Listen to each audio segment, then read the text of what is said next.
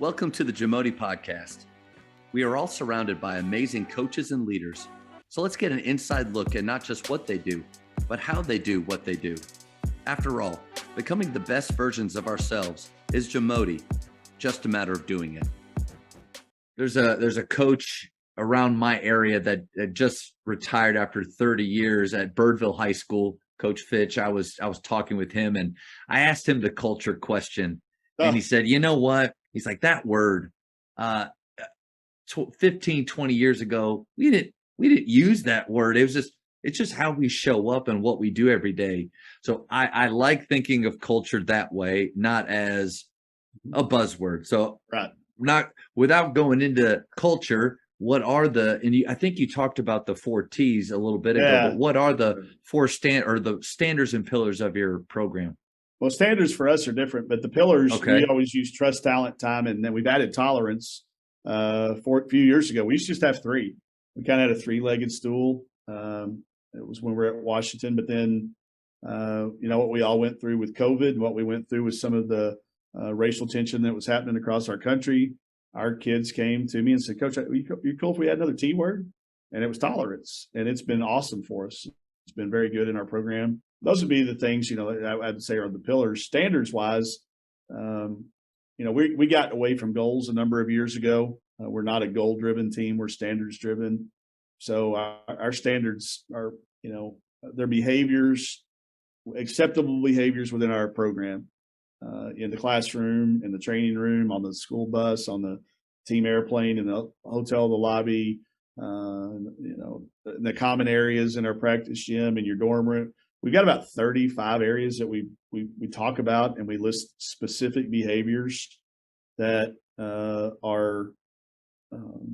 we hold each other accountable for. We're not going to list it if we're not going to be willing to hold each other accountable to it. And those behaviors become our rule book. If we're not following them when we're outside of that, and then how closely we adhere to those behaviors that we set determines the goals that we achieve. You won't see win the SEC championship written on a board around here anywhere. You'll see, hey, focus on these standards for the next 27 weeks, and we got a chance to do that. We learned that valuable lesson at Washington when I was a goals guy, man. I'd read every book on goals. Keep it simple, keep it measurable, keep it attainable, keep it stretched. I'd read all those stories about goals, and we had them, and the goal was to make the NCAA tournament because it hadn't happened there in a long time, and we did. And we got to the NCAA tournament, and we did a press conference with our upperclassmen, and all 3 of them looked at each other saying how excited they were to be there. And we'd reached our goal, of getting Washington back to the NCAA tournament. Now we're just going to let it go and see what happens. And Plum was a freshman on that team, and I walked by her and I said, we're getting ready to get drilled. Just get ready.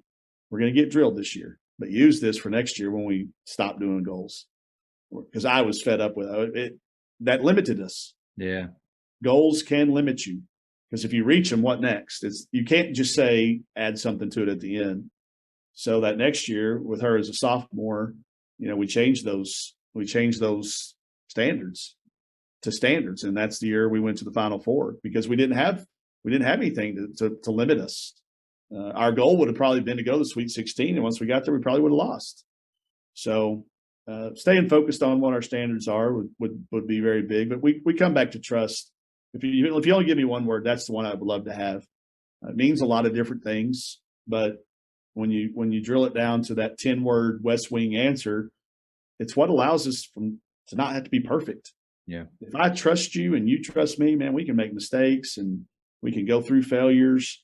But if I don't trust you, you pretty much got to be close to perfect, because I'm not going to believe you. I'm not going to believe in what you're doing or trying to get accomplished or what you say. So that'd be the first and the foremost thing we strive for. And if you have that, then you can go the next word down. But those continue to be things that have been pretty consistent in our programs. I think, you use the word culture, and I got away from that word a long time ago too, because it's got so many definitions, But I do agree with what that coach said. It's what it feels like to be a part of your program. Well, your pet peeves. I mean, your pet peeves start to establish that too. Yeah, it does. Yeah. that's what it feels like. Yeah. And then our identity is what it looks like. How you show up every day. Yeah. Yeah. And as long as you have a definition for it, but like, and you're then, not only do you have a definition for it, but then your behaviors are in alignment.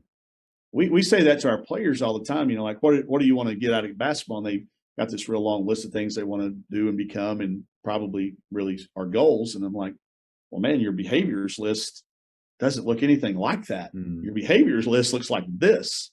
But we do that as coaches too. We have this, we have this T-shirt printed up that says, state tournament bound, or defend the title, or unfinished business is a good one. I've seen that one a ton. Unfinished business. That's a good bingo game. Like you got AAU bingo cards. You should do T-shirt bingo cards. That's a good one. We've got it. Believe me, we got it. It's there. But those all work. But everything, all your systems then have to align with that. Yeah. And I see coaches all the time that are out of alignment with that. When we go around to evaluate during this time of the year, we watch a lot of practices, and I see people doing, they're denying that pass to the wing, and they're out there up the line, on the line, and they're, talking, and they're doing all that. Then I go watch a game the next time, and they're not even playing man, and they're certainly not denying. And I'm like, but they spent 30 minutes on that practice that day and doing all that. I'm thinking, productivity over activity, and so, but they're out of it all goes back to being out of alignment. If I could have one thing, gift every coach one thing, it'd be to keep your program aligned. Do all of your things align with each other. Like, don't just say something to say it. Does it align with everything else that you're doing? I think we all, I know me, I'll drive my car until the tires blow out. I'm driving on bald tires a lot. I'll drive the gas tank down to its fumes. I always run out of wiper fluid. I can't remember ever going in and not need to fill up because the wiper fluid was still working. If your car gets out of alignment, the second it starts pulling, you got to take it in because it's a pain to drive. The other things you can get by because you're not doing, but if your program gets out of alignment, you lose credibility with your staff, you lose credibility with the people up your chain, your administrators, whoever's deciding whether you get to be the coach there again, certainly with your players. So I just, I'm always constantly checking alignment. Hey, I love that idea you're bringing in from the clinic you went to this summer or the podcast you listened to, but does it fit us? And how does it align? Where does that go? Which one of these buckets does this go into, and how do you plan on implementing it? And if it's a great idea, we add it. If it fits us, we add it. But Twitter is such a great resource for some things, and it's so terrible for so many other things. But there's people that put 50 inbounds plays out there, and I get people saying, "Hey, have you seen this inbound play?" Yeah, I saw it. It's great. We're not going to put it in because it doesn't fit it doesn't fit our personnel. It doesn't fit my chess pieces. The chess pieces that I have, or the 5 poker cards I have, I don't have that. I don't have that queen of clubs. So I think seeing it all, I think, deciding, challenging yourself, but then the secret sauce is picking what you can teach, what you can make sure that you're holding people accountable for. For me, I don't mind a quiet gym. I don't mind. I don't have to have this constant, steady buzz. I don't have to have kids echo when I say, star drill. I don't have to have everybody yell star drill back. Who's that for anyway, right? Yeah. But and it's fine to do it. I'm not ridiculing people that do it. I get it, but it's not big for me. Yeah. I don't care. That's not me. I don't have to have all eyes on me when I'm talking, because there's a lot of body language experts out there that'll tell you that a kid averting their eyes from you doesn't necessarily mean they're not paying attention to you. And a kid, leaning back in their chair covering, that doesn't mean they're disengaged. And so you got to just, what matters to you. There's a lot of research out there, but I do think if you peel back the layers on people that are happy in their lives, that like their jobs, that have had some level of excellence or success, I think you ultimately come back and you find people that were very, very, there's a lot of clarity in their clutter. I'm very cluttered. It's okay to be cluttered, but then there's got to be some clarity to that.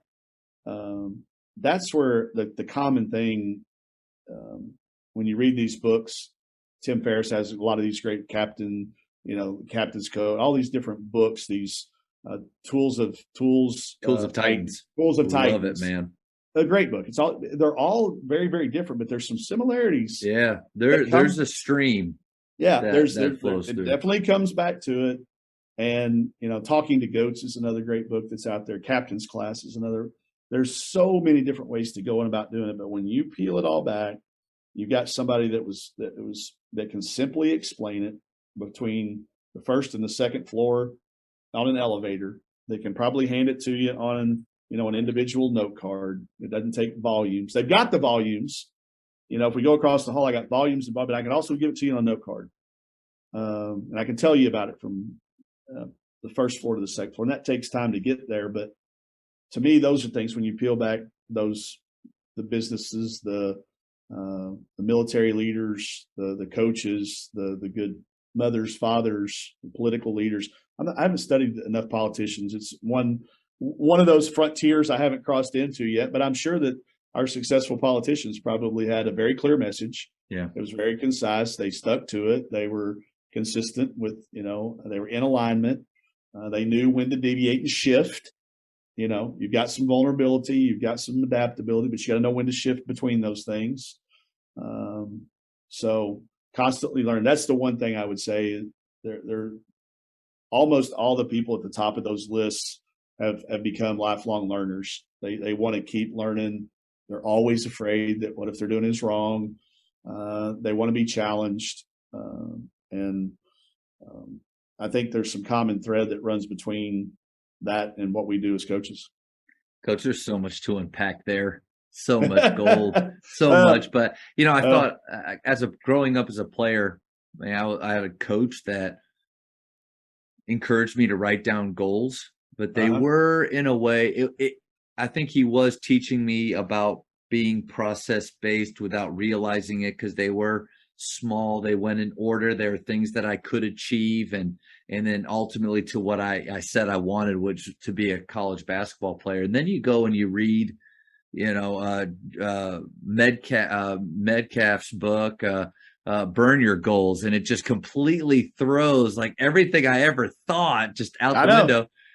But then, in DFW here, Jason Garrett is not very popular or liked, especially by the media, because every stinking interview was, we're going to focus on the process. He would just not even talk about. So but that's kind of what you're talking about with, instead of the national champ, like, no crap, the national championship is what we want to see happen. If we're not competitive enough to want that, then what are we doing? But how are we actually day by day steps of showing up that are going to allow us to put great bricks in the wall? Great nuggets from you there, Coach. Well, I hope, again, it's like we talked about, you can't take just everything and immediately apply it. You got to sift through, find out what's in alignment with your program, study it, make it yours. If you want more on it, you can, if you want to put a link or share my link, we've got my assistant, like I said, does an amazing job with our YouTube channel. Yeah. Jump on there, Razorback. It is incredible. She gets me down there and makes me get in front of that video camera, but it forces me to think it through and make it presentable, and then share it back out there. But I can promise you, anything that we've said today, I've done 40 hours on. I wouldn't get on here and talk about something that I haven't spent 40 hours putting on paper and thinking through and researching. And, if you would have asked me a question that I hadn't done 40 hours on, I'd probably said, I don't really know. I don't have a good answer for you on that one yet. I can tell you what my thoughts are, but I wouldn't put any stock in this one. I think it's important with players too, is being okay with saying that you're not sure, you don't know, that we don't have all the answers. Yeah. To try to, that's a lot of pressure to put on ourselves, to think that we have to know everything. Can't know everything. No, that's that being perfect, striving to be imperfect, man. You're setting yourself up for a long, long life. Yeah. But I think just continuing to be challenged is the key. Finding the people that will challenge you. If you don't have you mentioned having a small staff, but you've got to have a small circle of friends that you're calling that aren't always in agreement with you. They don't have to be disagreeable. You don't have to get in fights and arguments, but a good, healthy debate. These kids, they don't have great debates anymore. We talked about this with our team. You get butthurt too quick. Sure they do. And they won't have debates because what happens is they just turn to the internet to try to find the answer. Like, hey, who's the greatest ball handler of all time? We used to have great debates about that. They're going to go, let me pull it up. And well, this list says this, and that's what we believe. What we were talking about was there's no such thing as misheard lyrics anymore. When I was growing up, we made up words to songs because we didn't know what they were saying, but you couldn't look them up. You couldn't grab your phone and Shazam it and go, oh, that's what they say. You had to hope that if the CD came out that it had liner notes in it, that it had the words in it to even know for sure. But there's just so many great debates that have been ruined by the information age. But I think we've also got to embrace that. There's so much information out there that there's podcasts like this that you can spend an hour drive. I don't know how long we've been talking for about 2 hours. Almost 2 hours, Coach.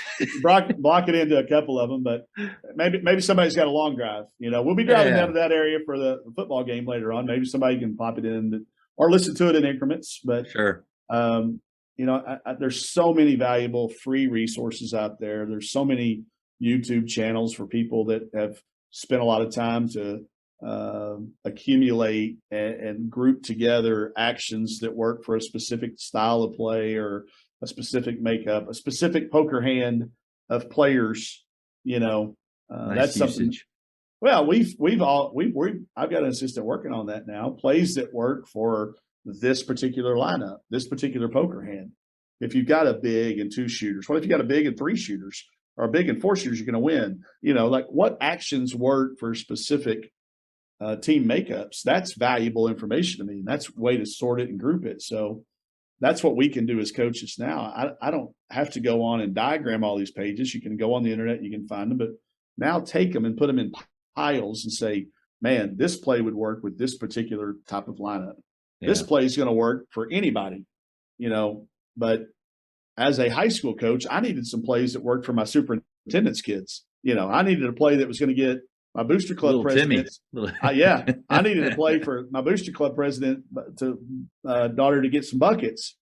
And that wasn't something Coach Self was talking about at the clinic I went to in Vegas that summer at the Nike clinic that he was teaching Kansas break with. Well, they could have run flag. They probably could have run anything and won. That's right. But here I am with a high school team trying to run Kansas break without, Danny Manning. Oh, that wasn't very smart on my part. So, I think that's what makes our game so great is that you can win with a 7-2 unsuited, and you can beat pocket aces sometimes, man. That's why I like, that's why I'm not probably good at chess, because it's not going to end well for me. But I think our game's changing. I think it's constantly things we can do, keep it fun. The kids stay the same age for me. That's the hard part. I keep getting a year older and they keep staying the same age. Thank you for checking out today's episode. Please take a moment to subscribe to this podcast, share it with your fellow coaches, and find us on social media for what's coming up next on the JAMODI podcast. It's just a matter of doing it.